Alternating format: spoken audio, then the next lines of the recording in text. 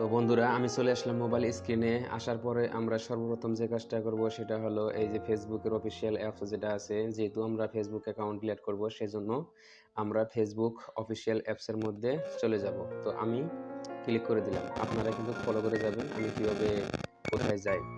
তো যাই হোক, ওখানে যাওয়ার পরে এই যে রাইট সাইডে দেখতে পাচ্ছেন একটা থ্রি লাইনের মধ্যে আপনি ক্লিক করে দিবেন।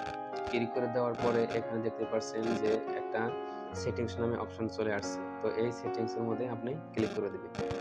ক্লিক করে দেওয়ার পরে এখানে দেখতে পাচ্ছেন এই ধরনের পেজ চলে আসলো। আসার পরে আপনি যে কাজটা করবেন সেটা হলো এই যে দেখতে পাচ্ছেন পার্সোনাল ডিটেইলস। তো এই পার্সোনাল ডিটেইলস এর মধ্যে ক্লিক করে দিবেন। দেওয়ার পরে একটু স্ক্রল করে উপর দিকে নিয়ে আসবেন। আসার পরে দেখতে পাচ্ছেন যে ফেরা পার্সোনাল ডিটেইলস নামে একটা অপশন চলে আসছে। তো এই পার্সোনাল ডিটেইলস এর মধ্যে আবার ক্লিক করে দেন। ক্লিক করে দেওয়ার পরে এই ধরনের কিন্তু পেজ চলে আসলো।